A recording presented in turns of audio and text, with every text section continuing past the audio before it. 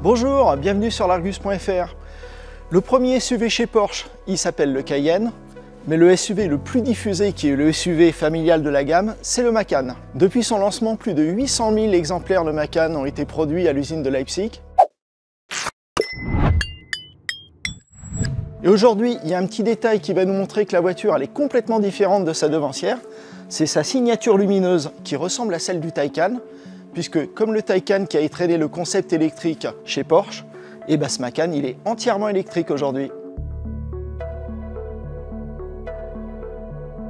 Côté style, ce Macan électrique il arbore cette nouvelle couleur livrée Provence.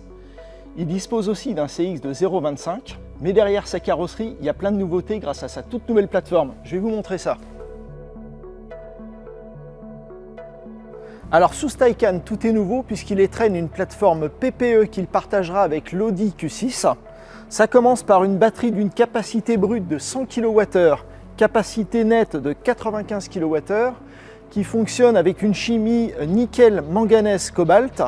On va avoir aussi un système de charge qui accepte une puissance de charge maximum de 270 kW en courant continu, ce qui permettrait de récupérer de 10 à 80% d'autonomie de batterie en 21 minutes seulement. L'autonomie varie de 592 à 619 km selon les versions. Les moteurs du Macan électrique, c'est très simple. On a un moteur avant d'une puissance équivalente quelle que soit la version et un moteur arrière dont la puissance va différer. L'ensemble fera 408 chevaux sur la version Macan 4 et 639 chevaux sur la version Macan Turbo.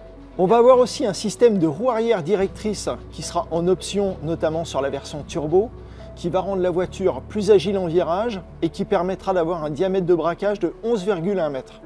Pour l'amortissement, on aura un système classique métallique sur le Macan 4 qui est ici. Et on aura sur la version Turbo de série un amortissement piloté qui sera pneumatique avec 2 chambres.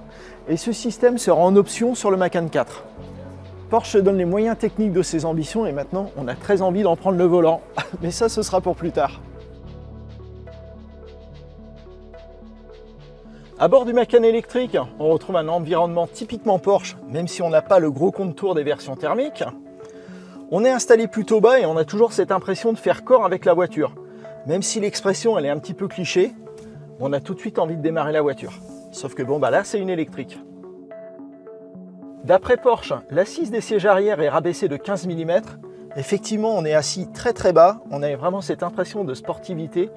Et comme souvent sur une voiture électrique, le plancher est assez haut et donne cette impression d'avoir les genoux sur le menton. Avec un volume de 540 litres, le coffre du Macan est suffisamment vaste pour les besoins d'une famille. Par contre, celui de la version Turbo se contente de 480 litres à cause d'une sono qui embarque un caisson supplémentaire. Les assises se rabattent à travers des tirettes situées dans le coffre et libèrent un espace de chargement parfaitement plat. En l'absence de moteur thermique, le Macan propose aussi sous son capot avant un petit coffre supplémentaire de 84 litres. Astucieux! Le Macan, c'est effectivement un nouveau SUV électrique, mais c'est d'abord et avant tout une Porsche. Autrement dit, une voiture qui n'est pas toujours donnée, puisque le Macan 4 à ma droite est facturé 86 439 € et 118 910 € pour le Macan Turbo à ma gauche de 639 chevaux. Et ça, c'est sans compter les options qui vont rendre forcément la voiture plus sympa, mais qui vont forcément aussi monter l'addition. Le Macan, c'est aussi une Porsche parce qu'elle promet aussi davantage de sportivité que les autres modèles SUV électriques du marché. Autrement dit, des performances très intéressantes et très impressionnantes, notamment sur le turbo avec un 0 à 100 en 3 secondes 3, et aussi un châssis qui promet beaucoup de sport derrière le volant. Alors aujourd'hui, c'est plutôt difficile de classer cette voiture chez les SUV électriques. Pour l'instant, il est sans concurrence sur le marché, puisque la Tesla Model Y, qui reste la référence du genre, elle est moins chère, mais elle est aussi moins performante et moins élitiste. Par contre, elle risque de faire plus de ventes puisqu'elle va s'adresser à davantage de monde. En attendant, l'Argus.fr vous donne rendez-vous d'ici 2-3 mois pour les prochains essais du Macan électrique. A très bientôt sur l'Argus.fr.